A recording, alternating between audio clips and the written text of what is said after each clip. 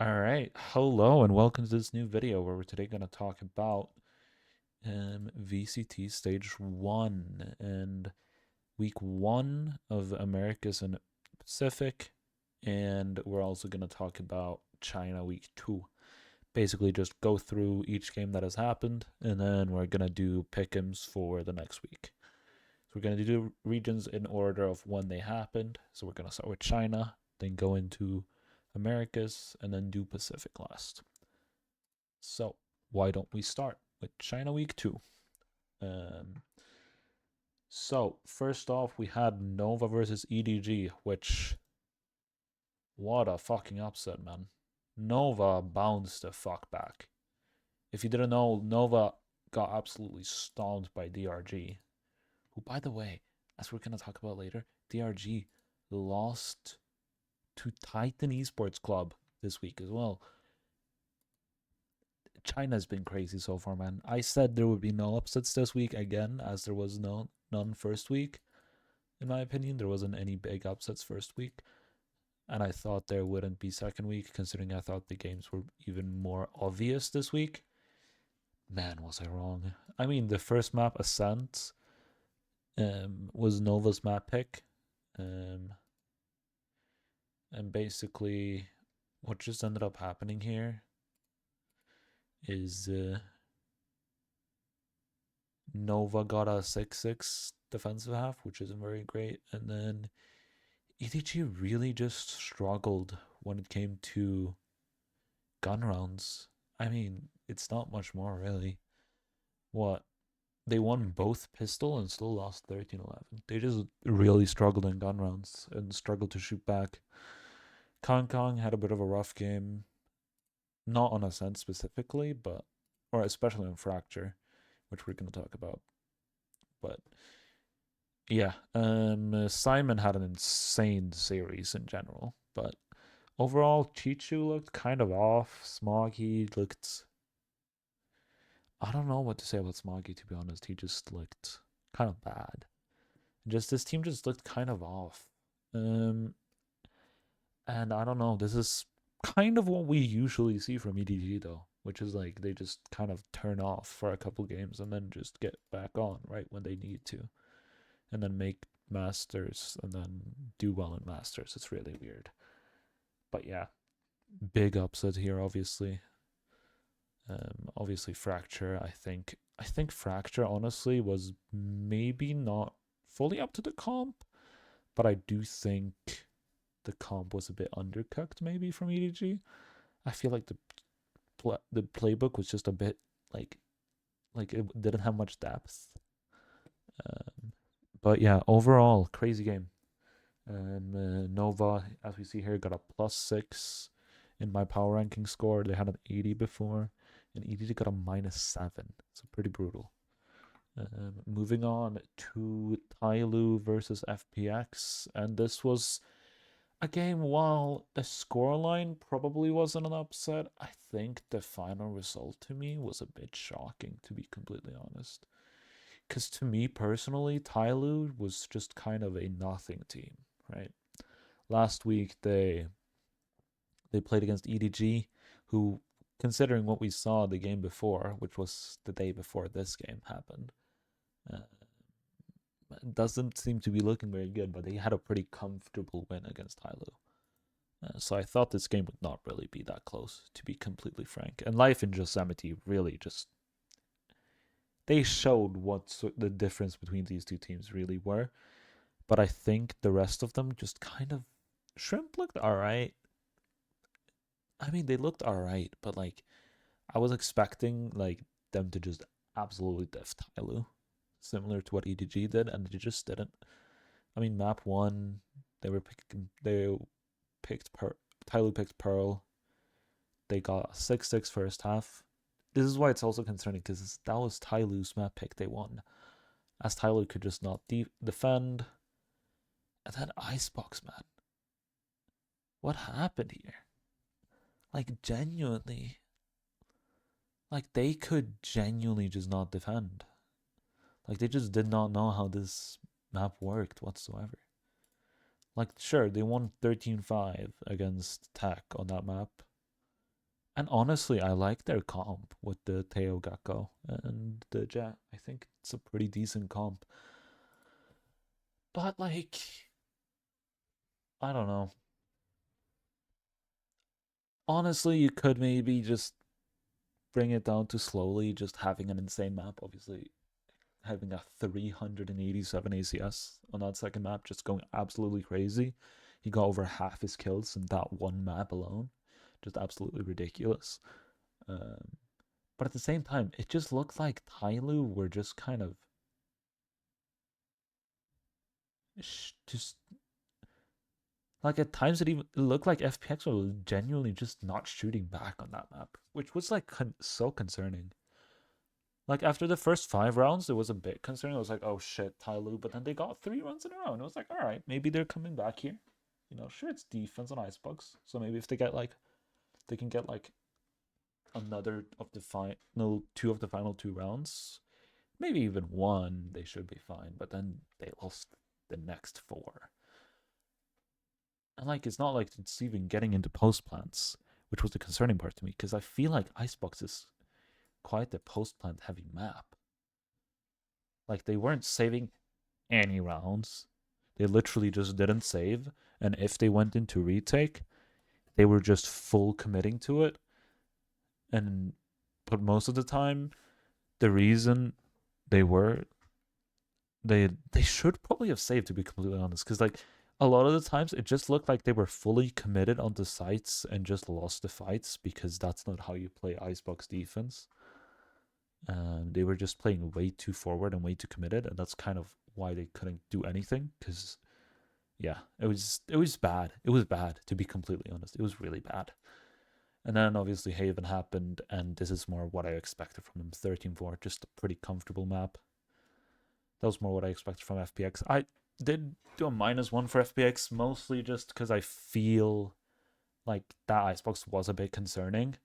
I do think if they just look into what happened that map, I don't think it should be an issue, but it does show some concerning signs when they just seriously did not know how to play that map. Which is like weird to me because obviously they won 13-5 on Icebox against Tech.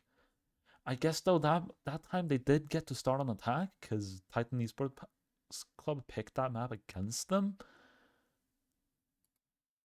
And now obviously they needed to show their defense first, and they never really got to come along on their attack. But even then, they got 3 attack rounds and lost 4. So I don't know. Their defense just didn't look good on Icebox, and it's concerning. It's a bit concerning, but overall, I still think FPX looked good. I did put up Tyloo a bit because it really did look like they could be shooting back.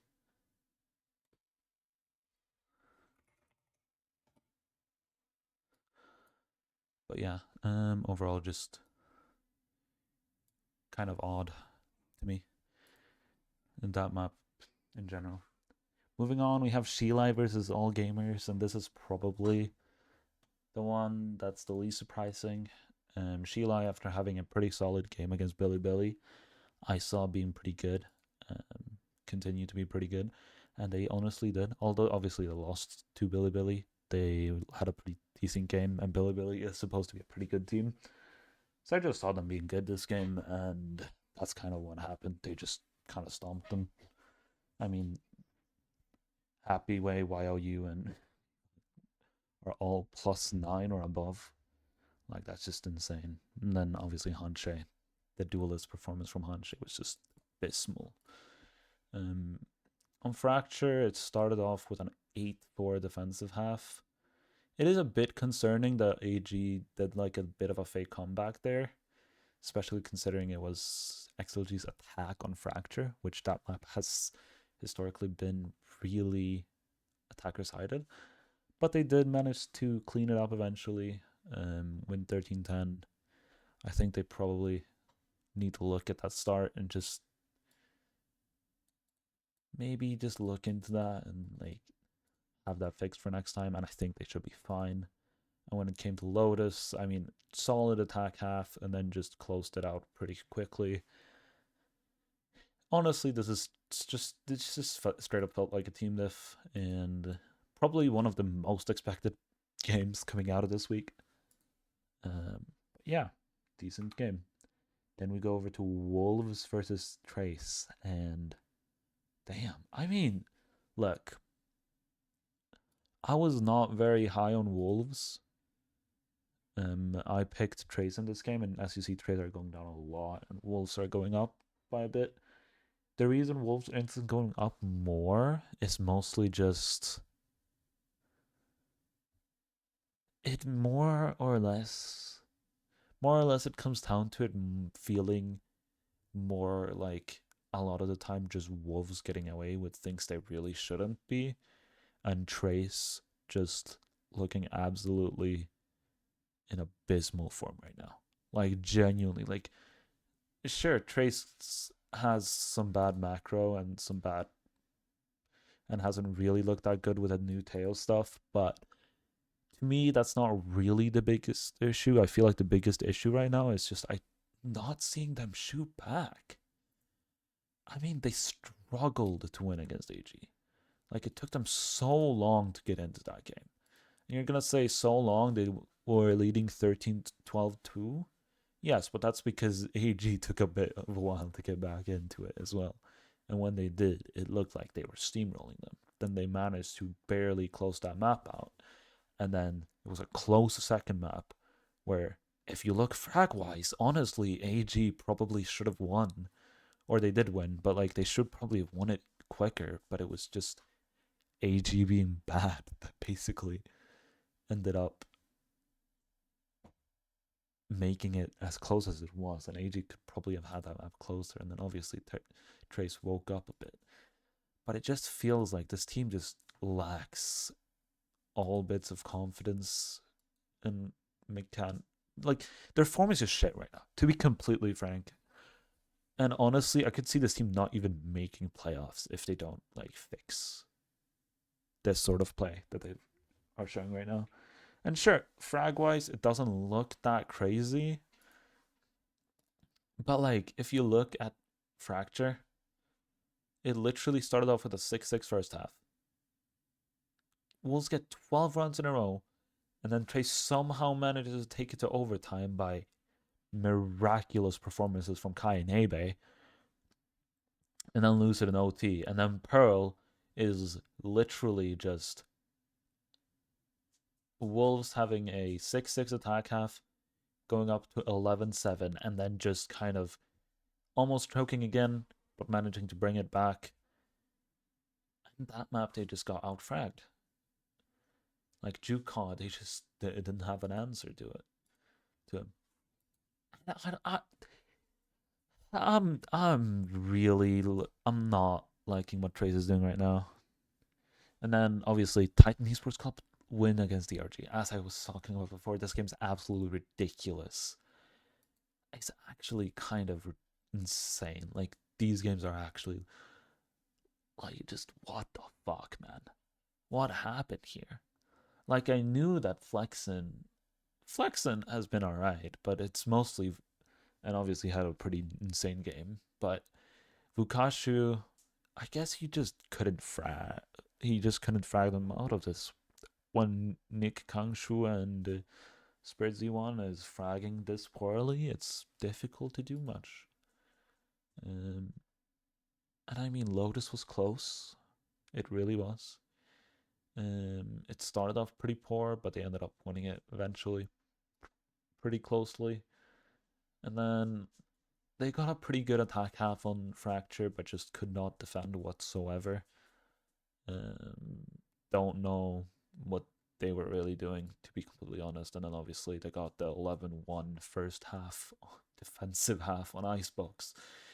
And at that point, you're just like kind of questioning what are you doing? Like, what are DRG doing without Icebox? I don't know. You need to be able to get more than one run on attack. I'm sorry, like that's just unacceptable. They got a -3 here. They could get worse if they look worse than this, but I expect them to bounce back. I hope they're gonna work hard on that Icebox. Um, and maybe even a bit on their Fracture. I think their Lotus looked fine. It was maybe a bit too close to comfort, but I think if they just have a better fragging day, they probably win this map 2-0. As Fracture did go 7-5 on attack, and then they just could not win a single round. So if they had a better fragging day, they probably win that map. As except for Flaxen, literally nobody had above 15 kills that map, which is just not good enough. Even if Vukashu had a bad game. But yeah, overall, I think this team just kind of could have 2-0'd if they had more people showing up today, but eventually they just ended up looking worse and worse the longer the game went on. Billy JGG, and this one is another one where the result looks like it makes sense, but when you look at that icebox and JGG winning 13-5, it's like, what the fuck happened? And basically what did happen was BLG are still in 2022, basically, playing Harbor Viper Killjoy, and JDG were playing a Tail Gecko with a Waylay, and Stu, although he didn't perform amazingly that map, did look pretty good on that Waylay, in my opinion. Although obviously the numbers doesn't show it, I do think the way he played it was really good, and obviously they just kind of diffed them in every single way, getting a 10-2 first half and then just closing it out pretty quickly. But the other two maps, I mean, we kind of need to talk about the Fracture, where just no team could defend. Like, JGG get an 8-4 attack half and then proceed to lose every single round on defense. But it did give me some hope for JGG. I do think I'm a bit lower on Billy now, but I do think JGG also looked really good on that icebox. So if we can see maps similar to that going forward, I do think there is actually some hope for this JGG team, which I wouldn't have said before this. Like, I do think there's hope for this team to do make some not comebacks, like what is it called? Like make like an upset or two, genuinely. Maybe even make playoffs. They do have some pretty tough games, although I could see them actually beating Trace if Trace looks as abysmal as they have done. And all gamers they should beat, and then to make playoffs they probably need to beat Sheila as well, which is going to be a difficult game. But if Sheila just has an off day, I could see them winning that as well. Maybe even making playoffs. So like, I could see this team making playoffs genuinely. Like, even like they might even make it with just 2 wins. But yeah, it's a tough group still, so it's difficult to say. Either way, yeah, that's about what I took away from this. Let's move on to Americas, where this first week was interesting, to say the least. I mean, obviously, we got to start off with Cloud9 Energy, where NRG had prepped Lotus, and it looked really fucking good. Like, they absolutely stomped C9. Like, not only, like, you can't just look at the scoreline 13-6. It was actually a for real 13-6. It wasn't even close in any sense of the imagination. Like, not only did they get a 7-5 defense half and then won every single attack round except for one, but they also, on top of that, just absolutely completely outfragged C9. And then they just literally could not play attack on load on Fracture. And defense didn't look particularly much better, although that I feel like could be a bit of just confidence diff, to be completely honest. And obviously Seppa. I mean, you can't not talk about Seppa on that second map, to be completely frank. And then third map, Pearl looked fine, but NRG just got 9 on defense somehow. That attack half was honestly abysmal from NRG. And then it's you just can't do that on an attacker side of the map. Like it's just it can't happen. But overall, I do think I still have some hope for NRG, but I do think this was a bad enough performance for me to be a bit concerned. I do think I'm still a bit cautious, although I did give them a -5 to be a bit reactionary, because who doesn't like being a bit reactionary? But it's a bit concerning. It's a bit concerning. But I do think that we all know Cloud9 with their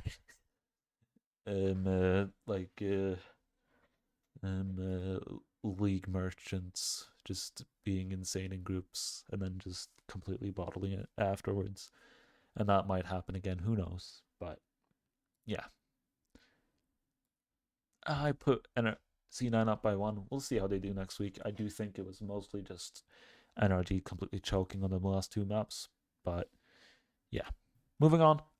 Crew, Loud. I don't know what they were doing on their map picks, to be completely frank. Like, Crew was like, okay, let's pick Fracture. Proceeds to lose the first 11 rounds. And then lose 3-13. And then after that, they proceed to have a 10-2 half against Loud on Haven, and then lose, and then win 3 rounds in a row to win 13-2 on Haven. Like, what the fuck? What the actual fuck? Like, Crew was just absolutely dominant on Haven, and Loud could like, Crew just didn't have an answer on Loud's attack. And then the split was just attack galore. I mean, Loud was leading 8-2, proceeded to get an 8-4 half, and then proceeded to win another 2 rounds for the rest of the map. And let Crew win. It's a bit of a mixed bag here. I don't really know what to think about either team here. I put -3 on Loud and -2 on Crew. I do think Crew overall looked better, but that Fracture was abysmal, and I don't really know what to do about that or what to think. But overall, both teams look kind of shit. Like, if you're gonna have a map which ends 13-3 and then a map that ends 13-2, you probably look kind of shit.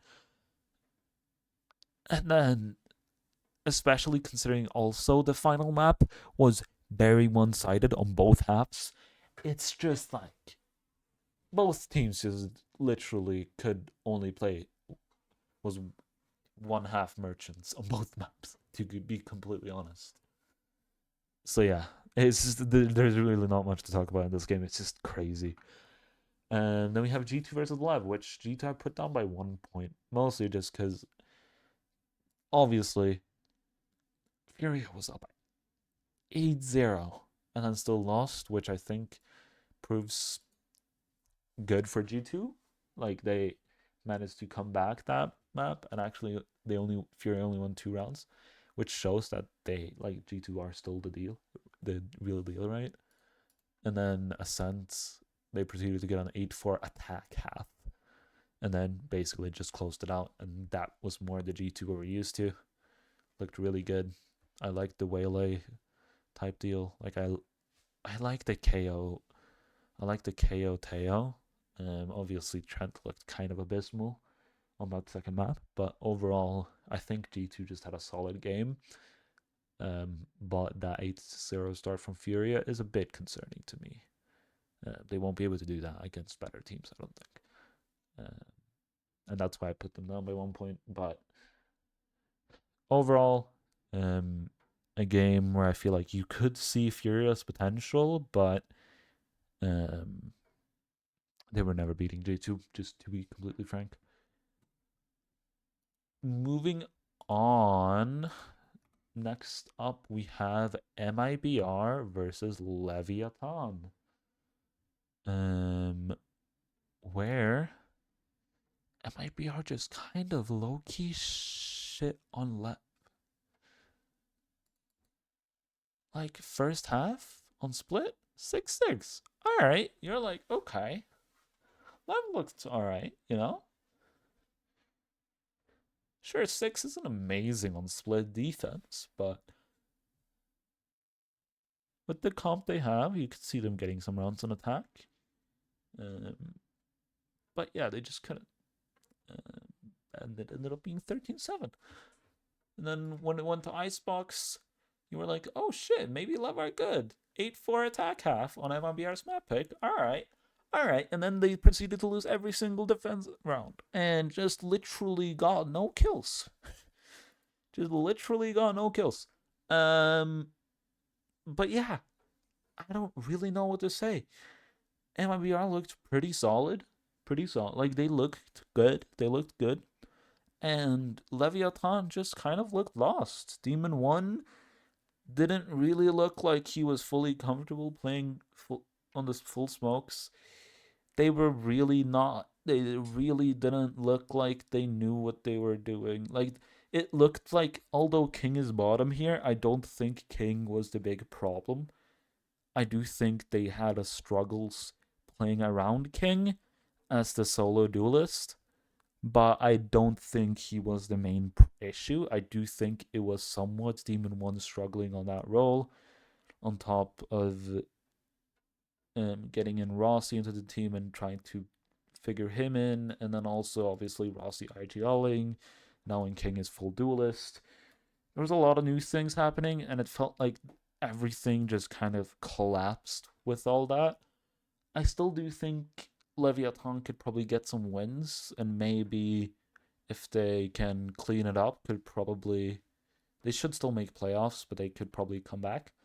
But I don't see this team. I could see them making Toronto, but I don't see them. If they do, I don't see them going very far. I don't see them being better than last year. Let's just say that much. But yeah, MIBR are looking really solid. Especially, I feel like it's a really good sign considering Aspas actually had a down performance. Like, looking at this team, you're like, okay, nice. Xenom and Artson looked really good, right? And they did. They really did. And you gotta keep in mind, Verno, who is their new player, right? It seemed like they were really comfortable with him playing there. Like, and listening to the players, they seem to be liking him as well.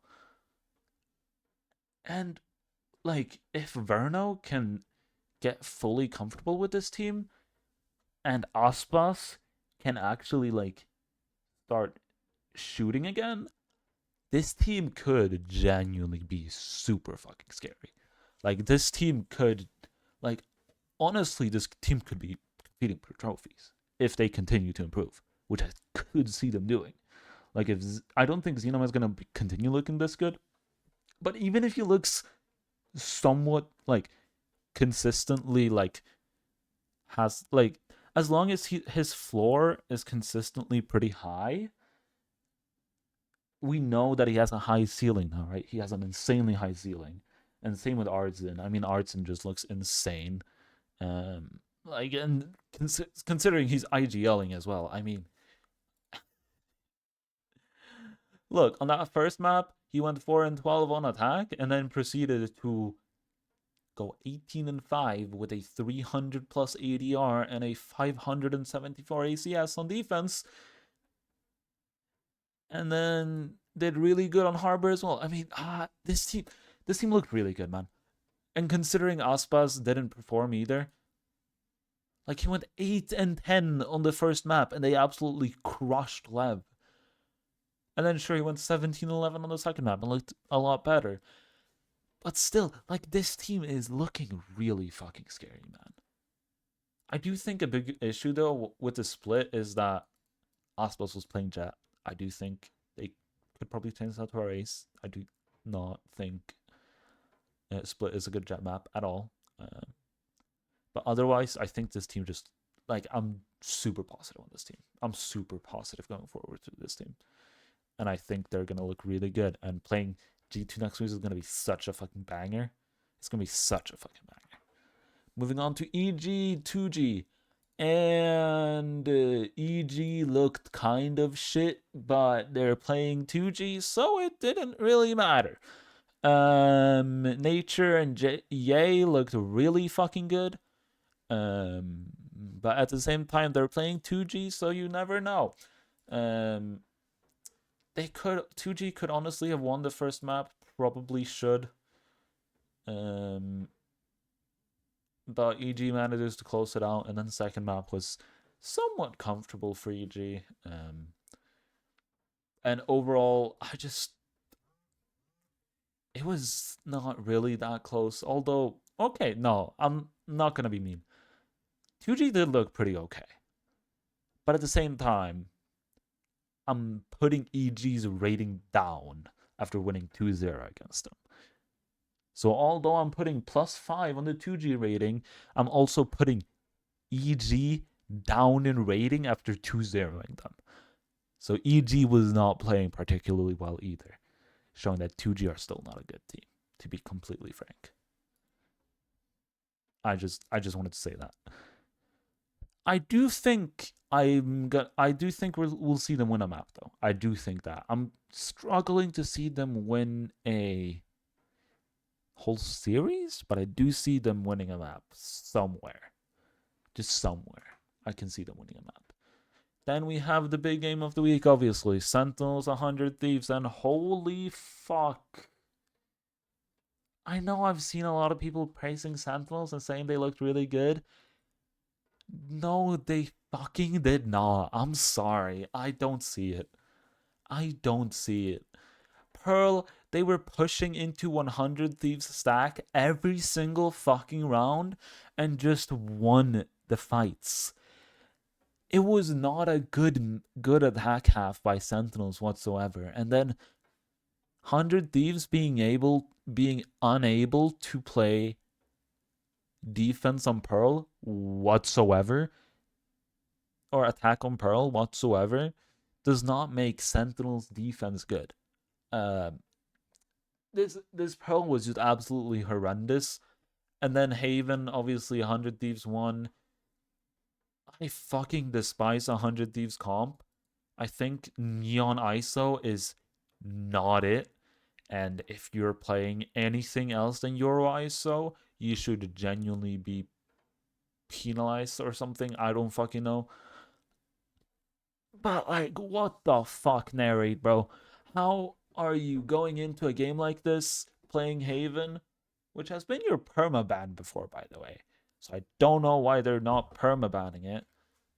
But yeah, they're permabanning Fracture now. So maybe they just have two maps that they basically need to permaban. Because if Fracture is that permabanable, that they have this map floated where Narrate can't play ISO whatsoever, and it looks this unpolished, I'm sorry. I just don't see it. I just don't see Sentinels being good or looking that good. And sure, they won 13-1 on split. But you gotta remember, 100 Thieves comp was absolutely doo-doo pants. And you're gonna say it won against Sentinels earlier on split. Yes, but Sentinels looked shit that game on split. And this game, they just realized against the Sage, there's not much they can do. It's a very one style-ish comp, and you got a comp which just absolutely beats the fuck out of it if you just play it well. And they played it well and won 13-1 because the comp can't attack whatsoever because they can't take A, and therefore Sen literally just has one person A every round and then just stacks the other half of the map. And what the fuck are you gonna do on 100 Thieves? And that's why they win 13-1. I don't think Sentinels look good. I'm gonna be completely honest. I don't think Sentinels look good. Neither did 100 Thieves. They looked absolutely horrendous. But I don't think Sentinels look very good. I don't think you can give much credit for Sentinel for this win, to be completely honest. I just think 100 Thieves genuinely looked that bad. And yeah, it's funny. watching this 100 Thieves team, considering Boostio did say that he never thought that China would be better than America as well. Currently, I'd think that like probably 4 or 5 China teams would probably beat 100 Thieves if they played like this. They said that on Plat Chat, and I just thought it was funny because I absolutely agree. Might even have some China teams beat Sentinels, but you know, we don't talk about that part. Moving on to Pacific. I would say not really an argument to be made against this region not being best in the world right now. I do actually have, if you look at team ratings, I do have America's above Pacific, mostly because I thought they looked better pre-kickoff. Or not pre-kickoff, pre-Bangkok. But this week it's not. I mean, to be fair, some of the teams in Pacific looks pretty shit, but the ones that look good look really good, in my opinion. And we're going to start with a game where one team looked really good, and it's Global Esports. I'm actually fully sold on this team. Like, they looked meh in kickoff. Patrick Hu did look like he had a solid debut. I don't think he blew anybody out of the water, but I do think we saw rounds that proved that he's good enough. And I think even if he continues performing like this, it's going to be somewhat enough. I do think it's positive seeing that even though he performed like this, they could still win. Because obviously, the thing is, this team is just a bunch of fucking tier 2 maniacs from last year. And I think with just a couple more games on stage, Patrick Hu is going to be absolutely ridiculous as well. This guy has been absolutely frying earlier. I just think this was a first game, and you saw him himself actually even saying that. He said that he's going to be performing better in other weeks. He said himself that he had a bad week and he would focus on improving, which is crazy considering his team absolutely destroyed DFM. Sure, DFM didn't look amazing by any means. I think they looked kind of bad, but I mean, it was kind of clinical from Global. To be completely honest, I'm really impressed by them. They were 12-4 up. Then Global or DFM managed to get 3 more rounds on Lotus, and that's why ended 13-7. It was not really that close. They look really good on Lotus, which was their own map pick. Then it goes over to Pearl, and they managed to get 7-5 and even get up to 12-5, and then they kind of throw it a bit. It ends up ending 13-11, but it's like it was their opponent's map pick, and they were up 12-5. Like, sure, there were parts of that where you're like, oh, it's a bit concerning that they managed to throw that, but they're a new team, man. They're a new team. You can't look at everything and be like, oh my, you can't react to everything negative they're doing, and you gotta look at the positives. And I think there's so much, like, this could genuinely have been like a 13-5, 13-5, which is like absolutely ridiculous to have expected before this. I am really in on this G team, and I think genuinely, like, looking at their games, I could see them genuinely going 4-1. I could see them beating both Genji and Paprex in current form. Genuinely, I could see them beating both of those teams. I don't see the RX, but it could. Even that could happen, to be completely honest. That would be fucking ridiculous, and I don't think that will happen. Even 4-1 is fucking ridiculous, but I do think 4-1 is possible. Which is insane to say about GE, by the way. Like, GE has been so shit the other 2 years. But I really like this team, and I'm actually kind of cheering for this team now. I was kind of doing it in kickoff as well because of the whole elevated thing, but with this, I mean, they just look so good this game, and I really like their play style, and I really like how they play. So I just like this team a lot. Moving on to T1 versus Zeta, and Zeta looked a lot better today. You see +8 here. Obviously, it's still T1, so it's going to be 13-7, 13-5. And then they got a close map on Split. I do think T1 were clearly the better team. I did put -2 on T1 because they did lose a map. I do think it was mostly just T1 maybe going on a bit of a vacation and maybe not. Maybe having recycled their split a bit and Zeta just winning that map because of it. But overall, it still looks really good from T1. And yeah, there's not much more to talk about that game, really. Moving on to Paper X versus DRX. Paper X looked better. I'm a bit concerned for DRX. I don't like the double duelist stuff with flashback. I think it looks kind of shit. Moving off the Teo on Haven and Lotus as well is just kind of throwing to me. I feel like just going full Teo and freeing was the thing you should have done, no matter what. Like, it was looking so good. Then maybe I like that they went back from the Yoru, because I did think Hyunmin looked a bit uncomfortable on it. I do think they could have stuck on it on some maps, but yeah, I don't think the double duelist is it. I seriously don't. And if they continue playing this, I'm a bit concerned. But yeah, Paper X looked alright, but I don't think they look improved. Not enough for me to have confidence that this team will go anywhere this year. So yeah. Moving on to Talon Team Secret, and Team Secret looked better. I have their rating down because my rating was sort of optimistic on them and saying, okay, surely they're gonna look better, right? They had a really good first map, and then I do think Talon kind of woke up. Fracture was absolutely ludicrous, and then Haven was pretty close. Both teams having pretty good defensive halves. I feel like if Secret just kind of polished their attack half there, they should have a pretty good Haven as well. Their Pearl obviously looked really good. And then Fracture, I don't really know what to say about that Fracture. But overall, I still think they looked pretty decent. I do think if it's like they're saying that 2GE is jailing, I don't really know why they're keeping Jesse Bash. But overall, still, I do think Team Secret looked improved. And I think they didn't look like the worst team in the region. Like, I feel like they almost did if Seda didn't exist during kickoff. But yeah, overall, still both teams looked really good. I do think Talon, I have a bit less confidence in them because of that Pearl.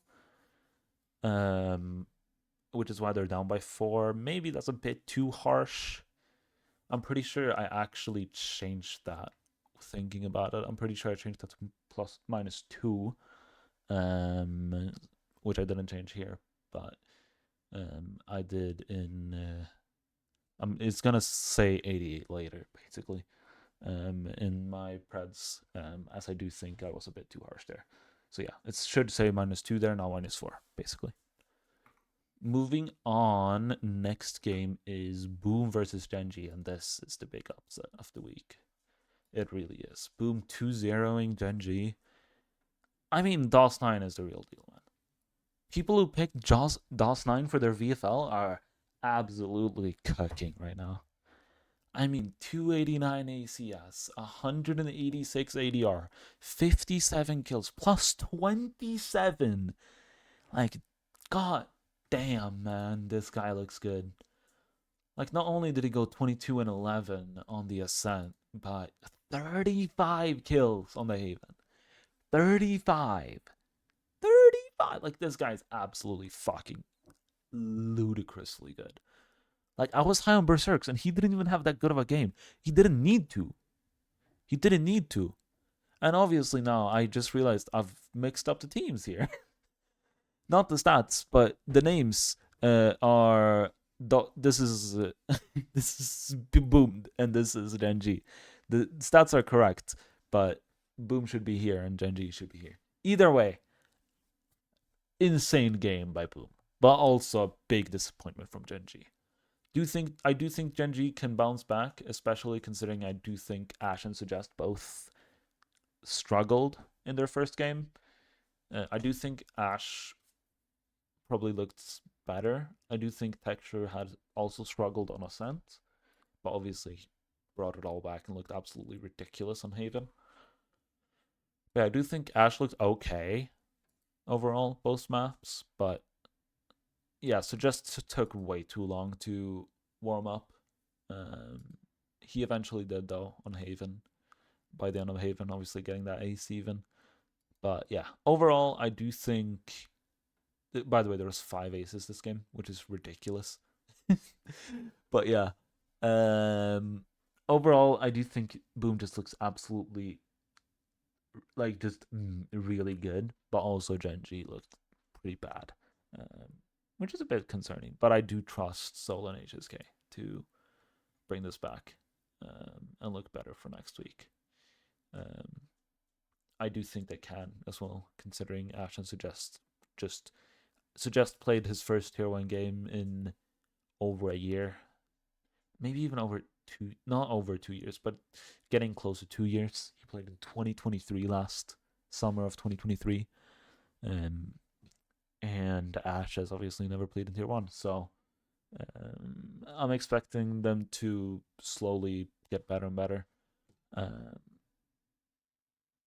And I do think they can. I do think Suggest is a lot better than this. Like I know he is because I was watching that Boom team in 2020 or DFM team in 2023, and he was one of the highlights on that team. And Ash has looked absolutely insane. I do think the roles are a bit scuffed, and I do think they probably could change them up and put Ash on the Senti. I feel like would be better, and put Suggest on the sort of Teo initiator type deal. But otherwise, I do think they will warm up, and this team will be somewhat decent coming the end of this stage, and hopefully they'll at least make playoffs. And I think honestly, if they make playoffs, they still have a chance. As long as they make playoffs, I think they still have a chance to make Toronto. But that's the thing; they still need to make playoffs, obviously.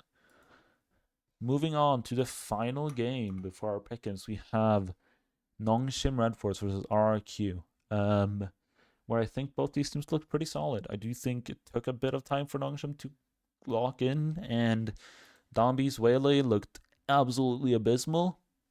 But other than that, Nongshim looked pretty good. Nongshim did look pretty good. Obviously, that split defense was absolutely like terribly bad from RRQ. Like literally none of them got over 3 kills. Like they added up. Wait, how many kills did they add up to in total? 11 total kills over all the defensive rounds. And how many defensive rounds were there? 9. 11 kills over 9 rounds from RRQ. Just absolutely abysmal on that split. Then Pearl was a bit closer, but I do think once again RRQ really struggled to defend this time instead of attack. They just struggled on one of the halves each time. I put both these teams down as I do think both of them kind of looked worse than I thought. But overall, it was still a really fun game, and I still think both teams looked pretty solid. So yeah. Now, going into my pick'ems, we have JG versus Trace next week, where I did pick Trace, though. I do think Trace looks good enough to beat JGG, although if there's any time for any team to beat Trace, it's now. So I could see that being an upset. Then I picked Sheila to beat Wolves.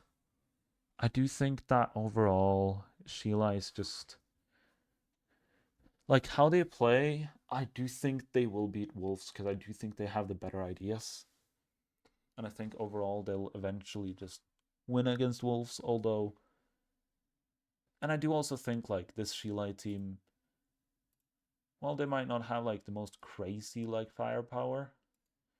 Like we've seen them beat Wolves before, and I think it's going to be kind of a similar deal where it's close because of Wolves' firepower, but I think Sheila will beat them eventually. Then we have Tech against Tyloo, and I think Tech, considering how they looked last week, should beat Tyloo. I think it could be close, considering Tyloo actually did look somewhat improved, but I still think Tech should win that game. But I think that one could go either way. It's like a 55-45 to me to Tech.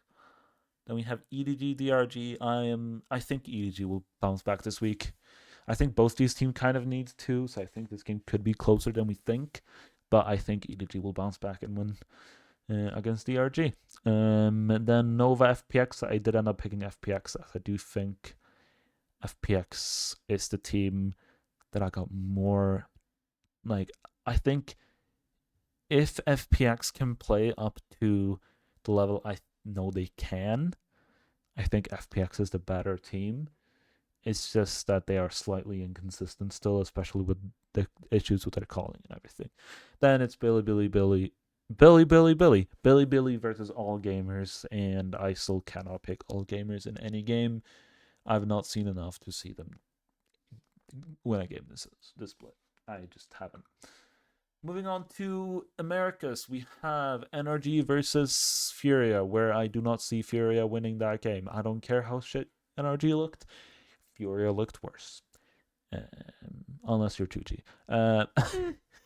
Moving on, Crew versus Sentinels. I do actually have this as a bit of an upset. I do think Crew can win this. Sen, I shout on them a lot. They're still a solid team. I can't take that away from them.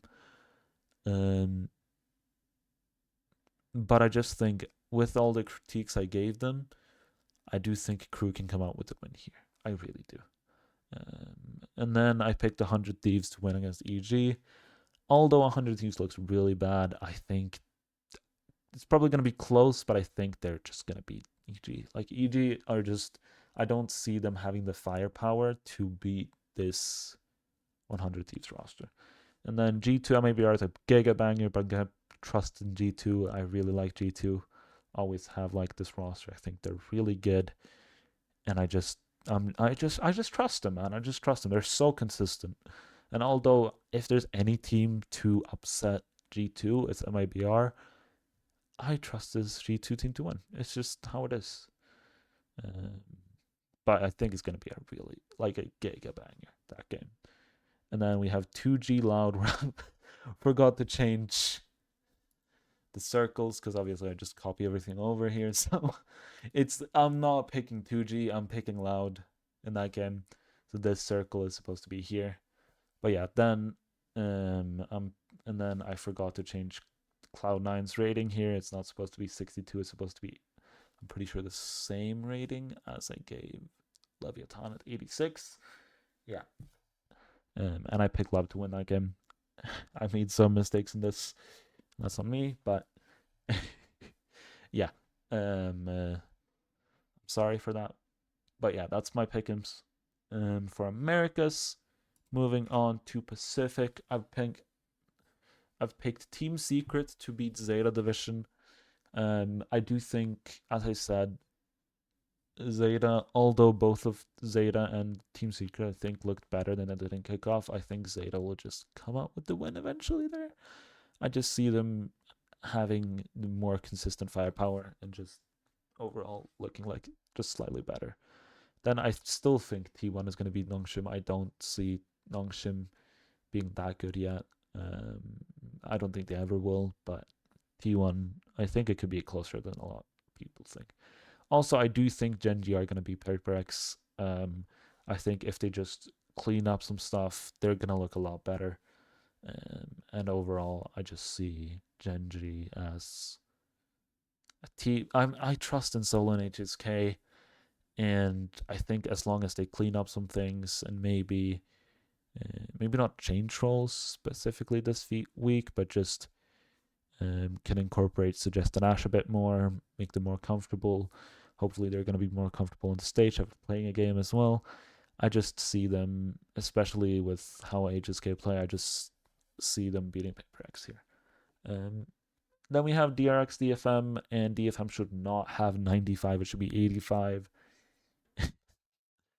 But yeah, I do see DRX winning this game. I think DFM did not look good enough to even honestly compete in this game. And that's about how far I'm going to talk about that game. As then we got a pretty giga banger, to be completely honest, in RRQ Talon. I do think it truly is. I'm going to pick another upset here, I think, and pick RRQ. I do think RRQ looked good enough to beat Talon, but I do think Talon has higher peaks and probably is overall the better team. But I could see RRQ coming out with a win here just by being more consistent. And I do think they have a sort of play style they could play pretty well against Talon. Then we have Boom GE, the two teams that I feel like both are most improved in kickoff. And I do see GE winning this. As I said, I'm really into this GE team. I do think DOS9 looked absolutely ridiculous, and I still like Berserks a lot. But this GE team, I'm just so locked in with this team, and I'm gonna pick them this week to win against Boom. I could see this game going either way, though. It's gonna be another kick a banger, and I think it's gonna be really fun. So yeah, thank you for watching. Like and subscribe if you enjoyed this video. It's a bit of a longer one. Usually I do this in 3 parts, but now I ended up doing everything in the same video. So I tried to be a bit shorter, which it still ended up being 56 minutes. But yeah, like and subscribe if you enjoyed it. And I will see you in the next one.